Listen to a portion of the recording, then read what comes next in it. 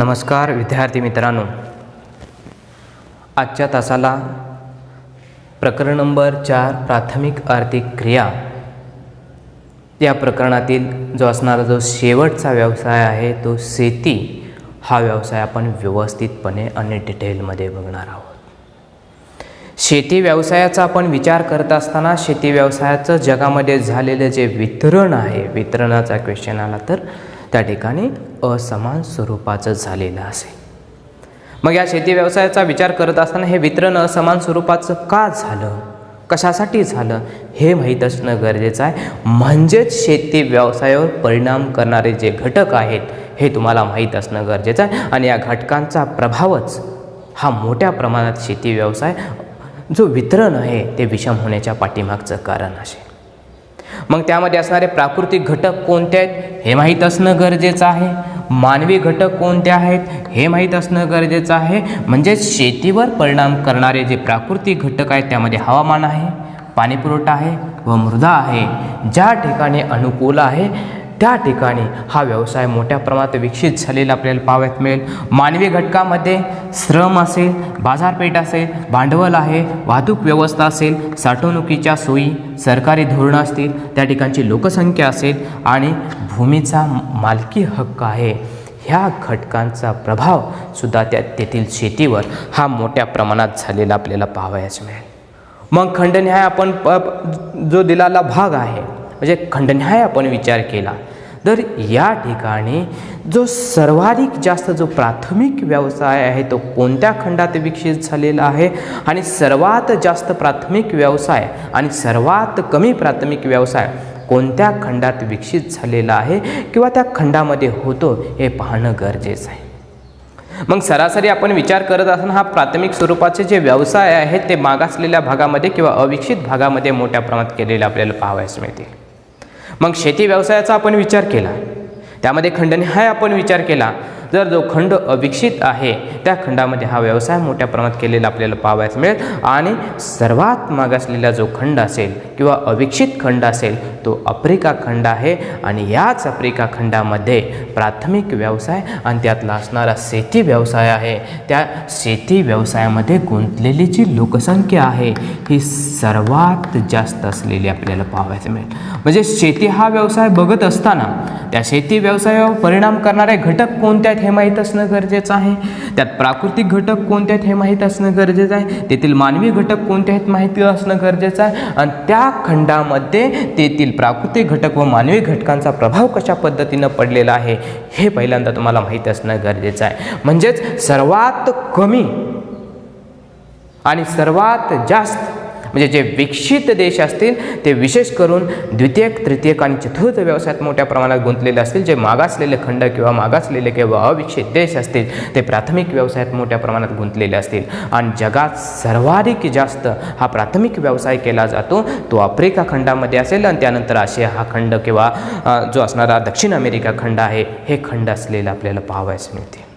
परंतु विकसित खंड आहेत त्या विकसित खंडांचा आपण विचार करत असताना उत्तर अमेरिका, युरोप आणि असणारा ऑस्ट्रेलिया या खंडांचा विचार आपण केला तर या खंडात जो व्यवसाय केला जातो तो तंत्रज्ञानावर आधारित हा मोठ्या प्रमाणात केलेला आपल्याला पाहावा. शेती क्षेत्र अतिशय जास्त आहे परंतु लोकसंख्या कमी आहे त्या कारणाने तेथील जो व्यवसाय आहे तो तंत्रज्ञानावर केलेला आपल्याला पाहावयास मिळेल आणि तेथील लोकसंख्या आहे ही कमी प्रमाणात प्राथमिक व्यवसायामध्ये गुंतलेली आपल्याला पाहावयास मिळेल.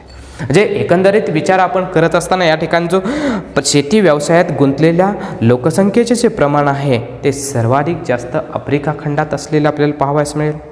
युरोप असेल, अमेरिका असेल, ऑस्ट्रेलिया या खंडात शेती क्षेत्र विस्तृत असून देखील या व्यवसायात गुंतलेल्या लोकसंख्येचे प्रमाण हे अत्यंत कमी असलेलं आपल्याला पाहावयास मिळेल. म्हणजेच ह्या विकसित खंडाचा आपण विचार केला तर या विकसित खंडामध्ये द्वितीयक, तृतीयक आणि चतुर्थ व्यवसायामध्ये गुंतलेली लोकांची संख्या ही जास्त असेल परंतु प्राथमिक व्यवसायामध्ये गुंतलेल्या लोकांचं प्रमाण त्या ठिकाणी कमी असलेलं आपल्याला पाहावयास मिळेल.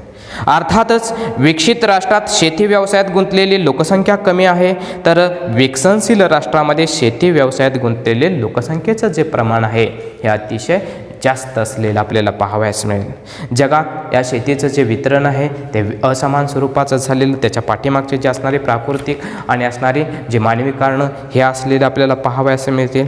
परंतु या प्राकृतिक आणि मानवी घटकांचा प्रभाव हा शेतीचे जे विविध प्रकारचे जे वर्गीकरण केलेलं आहे त्यावर सुद्धा पडलेलं किंवा ज्या प्रकारावर आहेत त्यावर सुद्धा पडलेलं आपल्याला पाहावयास मिळतील. मग शेतीचा आपण विचार करत असताना त्यांच्या प्रमुख प्रकारांचा किंवा वर्गीकरणाचा विचार आपण करत असताना शेती हे एक उदरनिर्वाहाच्या उद्देशाने केलेली असेल आणि दुसरं शेतीचे जो प्रकार आहे तो व्यापाराच्या उद्देशाने केलेले आपल्याला पाहावयास मिळेल. शेतीचे प्रामुख्याने आपण जर विचार करत तर भूमी उपयोजनानुसार शेतीचे केलेले प्रकार पडतील. त्यामध्ये सखोल शेती आणि दुसरे आहे ते विस्तृत शेती. परंतु इथला आपण विचार करत असताना ही शेती उद्देशानुसार केलेली आपल्याला पाहावयास मिळेल आणि त्यामध्ये उदरनिर्वाह शेती आणि व्यापारी शेती. आपल्याला उदरनिर्वाह शेतीचे दोन प्रकार अभ्यासायला दिलेले असेल, एक स्थलांतरित शेती आणि दुसरं सखोल उदरनिर्वाह शेती आहे. त्या दोन्हीही शेतीवरचा विचार करत असताना प्राकृतिक आणि आर्थिक घटकाचा प्रभाव कशा पद्धतीनं पडलेला हे आपण पॉईंट पुढचे बघणार आहे. त्याचं जागतिक वितरण कशा पद्धतीनं झालेलं हेही डिटेलमध्ये आपण बघणार आहोत. व्यापारी शेतीचा विचार करत असताना यामध्ये एकूण आपल्याला जे प्रकार आहेत 4 अभ्यासायला असतील. त्यामध्ये विस्तृत व्यापारी धान्य शेती आहे, मळ्याची शेती आहे, मंडई शेती आहे आणि उद्यान शेती असे प्रकार आपल्याला अभ्यासायला असतील. आणि त्या प्रत्येक शेतीची जी वैशिष्ट्ये आहेत हे आपल्याला व्यवस्थितपणे बघायचं आहे आणि त्याचं जागतिक वितरण कशा पद्धतीनं प्रत्येक शेतीचं झालेलं आहे हाही भाग आपल्याला डिटेलमध्ये बघायचा आहे. पहिल्यांदा आपण जो बघणार आहोत तो उदरनिर्वाह शेती आणि या उदरनिर्वाह शेतीतले स्थलांतरित शेती आणि सखोल उदरनिर्वाह शेती असेल ते डिटेलमध्ये व्यवस्थित बघू आणि त्यानंतर व्यापारी शेतीचे जे विविध प्रकार पडलेले आहेत त्यांचाही भाग आपण डिटेलमध्ये बघूया. पहिल्यांदा आपण बघूया उदरनिर्वाह शेतीचे जे 2 प्रकार आहेत त्याची माहिती आपण डिटेलमध्ये बघणार आहोत.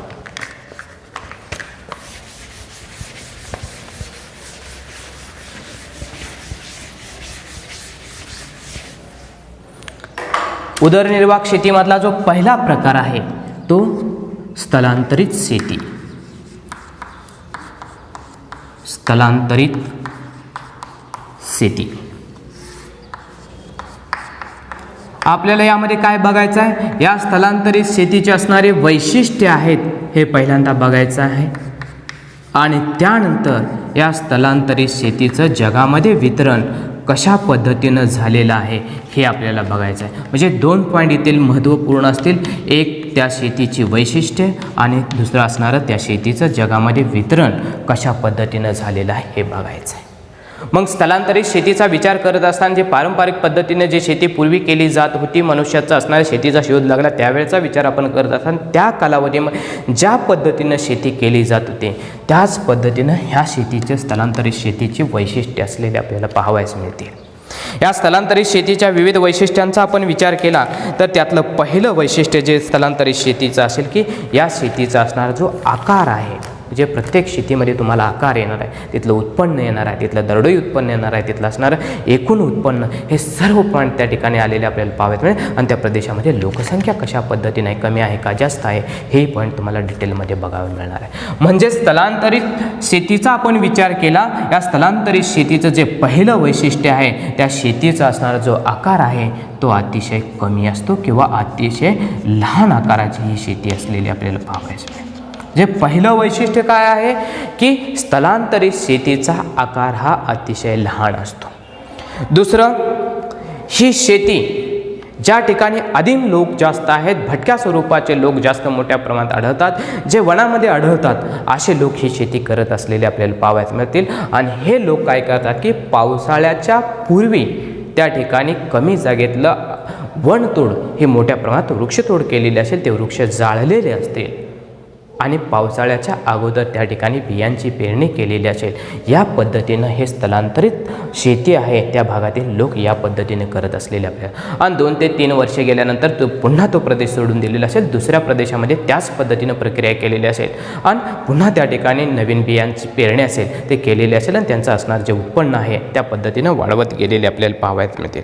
म्हणजेच दुसरं जे वैशिष्ट्य आहे, वनातील भूभागाची शेतीसाठी निवड करतात. म्हणजे या प्रदेशातील जे भटके लोक आहेत ते काय करतात की विशिष्ट अशा जमिनीची निवड जंगलातील करतात आणि त्यानंतर त्या ठिकाणची वने जाळून जमिनीचा शेतीसाठी वापर करतात. परंतु इथल्या असणाऱ्या जमिनीचा विचार करत असताना इथल्या उत्पन्नाचा आपण विचार केला, म्हणजे आकार लहान असेल, वने जाळून केली जातात, जागा विशिष्ट निवडली जातात, परंतु उत्पादनाचा विचार आपण केला आणि तिथल्या मानवी श्रमाचा विचार आपण केला, उत्पादन आणि श्रम यांचा विचार आपण केला, तर उत्पादन हे श्रमाच्या बाबतीत विचार केला तर श्रम जास्त असेल आणि उत्पादन या शेतीतलं अतिशय कमी प्रमाणात असलेलं आपल्याला पाहायला मिळेल.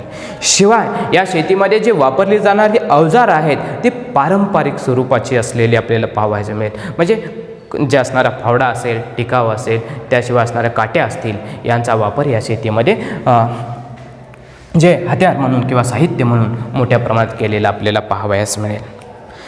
परंतु या ठिकाणचा आपण विचार करत असताना ही शेती एक हानिकारक स्वरूपाची शेती असलेली आपल्याला पाहायला मिळेल. असा एक क्वेश्चन तुम्हाला काढण्यात याला येऊ शकेल की स्थलांतरित शेती हा शेतीचा हानिकारक प्रकार का आहे.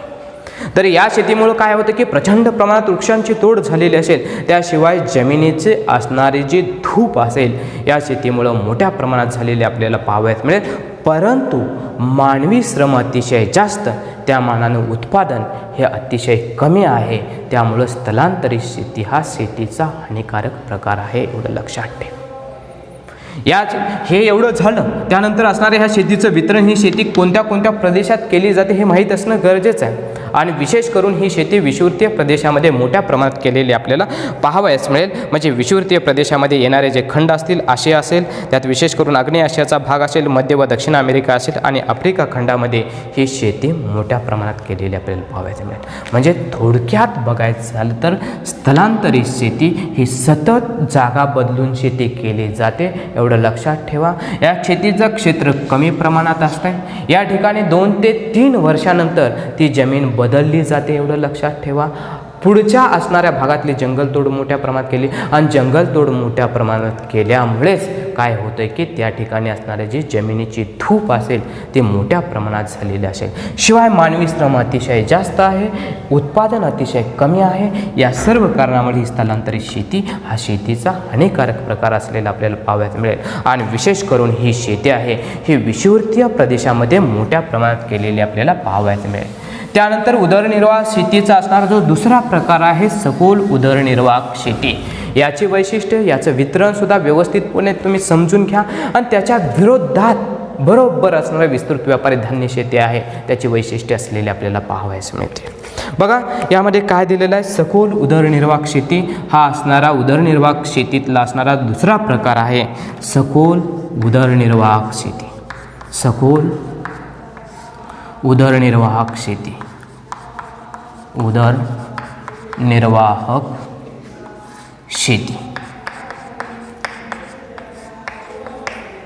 आजच्या तासाला आपण एवढंच बघणार आहोत की उदरनिर्वाहक शेतीचे जे प्रमुख प्रकार आहेत तेवढाच आपण भाग बघणार आहोत. त्यानंतरचा आपण विचार केला तर जे व्यापारी शेती आहे त्या व्यापारी शेतीचा आपण पुढच्या तासाला डिटेलमध्ये त्याचे विविध प्रकार, त्याचे वैशिष्ट्य आपण बघणार आहोत.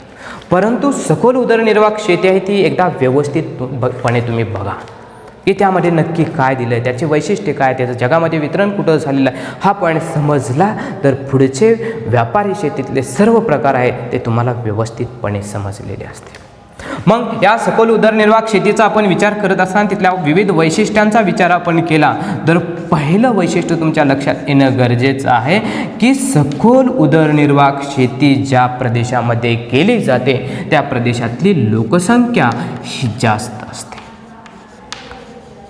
आणि लोकसंख्या जास्त आहे त्यामुळं त्या ठिकाणचा विचार करत असताना एकूण जमीन येणारी, प्रतिमांशी येणारी जी जमीन आहे, दरडोई येणारी जमीन आहे ती कमी प्रमाणात असेल. आणि यावरून तुम्ही ह्या सखोल उदरनिर्वाहक शेतीची व्याख्या सहजपणे करू शकताय.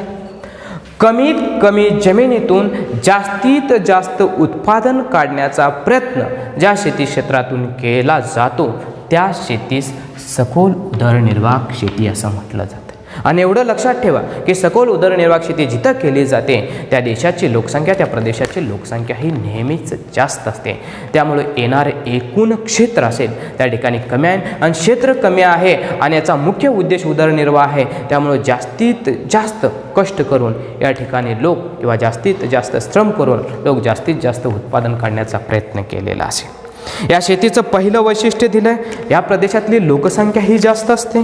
दुसरं वैशिष्ट्य आहे लोकसंख्या जास्त आहे म्हणून प्रतिमांशी येणारं क्षेत्र असेल हे अतिशय कमी प्रमाणात असलेलं आपल्याला पाहावयास मिळेल. एकूण उत्पादन जास्त असेल, म्हणजे जास्तीत जास्त उत्पादन घेण्याचा प्रयत्न या शेतीतून केलेला असेल, परंतु दर हेक्टरी उत्पादनाचा विचार आपण केला तरीसुद्धा दर हेक्टरी उत्पादन अतिशय जास्त असेल, परंतु प्रतिमानशी म्हणजेच दरडोई उत्पन्नाचा आपण विचार केला तर या शेतीतनं होणार जे दरडोई उत्पन्न असेल ते अतिशय कमी असेल, कारण का या प्रदेशाची लोकसंख्या जास्त आहे आणि शेतजमीन प्रतिमानशी येणारी कमी आहे, त्यामुळे दरडोई उत्पन्न अतिशय कमी असेल. या शेतीचा विचार करत असताना या शेतीत जास्तीत जास्त जी उत्पादने घेतली जातात ते उदरनिर्वाहाच्या उद्देशानंच आणि विशेष करून धान्य उत्पादनं मोठ्या प्रमाणात घेतलेले आपल्याला पाहावयास मिळेल. आणि या शेतीत मानवी श्रम मोठ्या प्रमाणात केलेला आपल्याला पाहावयास मिळेल. मानवी श्रमाबरोबर प्राण्यांचाही वापर या शेतीत मोठ्या प्रमाणात केलेला आपल्याला पाहावयास मिळेल. आणि या शेतीतलं जे प्रमुख पीक आहे हे तांदूळ म्हणजेच आपलं असणारं जे भात आहे हे असलेलं आपल्याला पाहावयास मिळेल. यातलं जगाच्या वेगवेगळ्या देशांचा विचार आपण करत असताना यामध्ये भारत असेल, चीन असेल, जपान, कोरिया, श्रीलंका आणि पूर्व आशिया असेल, या देशामध्ये ही शेती मोठ्या प्रमाणात विकसित झालेली आपल्याला पाहावयास मिळेल. म्हणजेच थोडक्यात बघायचं झालं तर पूर्णपणे ह्या सखोल उदरनिर्वाह शेतीचा आपण विचार केला, तिथल्या वैशिष्ट्यांचा विचार केला. लोकसंख्या जास्त आहे, शेती क्षेत्र त्या ठिकाणचं कमी असलेलं आपल्याला पाहावयास मिळेल, एवढं लक्षात ठेवा. दरडोई उत्पन्न सुद्धा या ठिकाणचं कमी असलेलं आपल्याला पाहावयास मिळेल. दर हेक्टरी उत्पादनाचा विचार केला तर जास्तीत जास्त उत्पादन घेतलेलं आहे, त्यामुळे दर हेक्टरी उत्पादन या शेतीतलं जास्त असलेलं आपल्याला पाहावयास मिळेल. त्याशिवाय या शेतीमध्ये मानवी श्रमाबरोबर तंत्रज्ञानाचाही वापर सध्या केला जात असलेला आपल्याला पाहावयास मिळेल, परंतु तंत्रज्ञानाचा वापर या शेतीमध्ये कमी प्रमाणात केला जातो. हा एक क्वेश्चन परीक्षेला तुम्हाला येऊ शकेल की सखोल उदरनिर्वाह शेतीमध्ये तंत्रज्ञानाचा वापर कमी प्रमाणात का केला जातो. तर सखोल उदरनिर्वाह शेती ज्या प्रदेशामध्ये केली जाते त्या प्रदेशातील लोकसंख्या जास्त असते, पहिला पॉईंट असेल. लोकसंख्या जास्त आहे म्हणून प्रतिमानशी येणारं क्षेत्र हे अतिशय कमी आहे आणि क्षेत्र कमी असल्यामुळे या ठिकाणी आधुनिक तंत्रज्ञानाचा वापर करता येत नाही, म्हणून या शेतीमध्ये मानवी श्रम आणि प्राण्यांचा वापर हा मोठ्या प्रमाणात केलेला असेल, या पद्धतीने दिलेला असेल. जगातलं वितरण ज्या प्रदेशात लोकसंख्या जास्त आहे अशा प्रदेशामध्ये ही शेती केली जाते आणि या शेतीतलं जे प्रमुख पीक आहे ते तांदूळ हे प्रमुख पीक असलेलं आपल्याला पाहावयास मिळेल. अशा पद्धतीनं सखोल उदरनिर्वाह शेती हा भाग आपला व्यवस्थितपणे झालेला आहे. म्हणजेच आजच्या लेक्चरचा आपण विचार करत असताना शेतीचं जगात वितरण कसं झालेलं आहे, शेतीचे जे मुख्य दोन प्रकार आहेत, एक उदरनिर्वाह शेती, दुसरं व्यापारी शेती, आणि त्यातला आजच्या ज्या लेक्चरला झालेलं आहे ते उदरनिर्वाह शेतीचे मुख्य दोन प्रकार, एक असणारं स्थलांतरित शेती आणि दुसरं असणारं सखोल उदरनिर्वाह शेती आणि त्यांची जी वैशिष्ट्ये आहेत हा भाग आपला डिटेलमध्ये झालेला आहे. राहिलेला भाग व्यापारी शेतीचा पुढच्या तासाला बघूया. तोपर्यंत धन्यवाद, नमस्ते.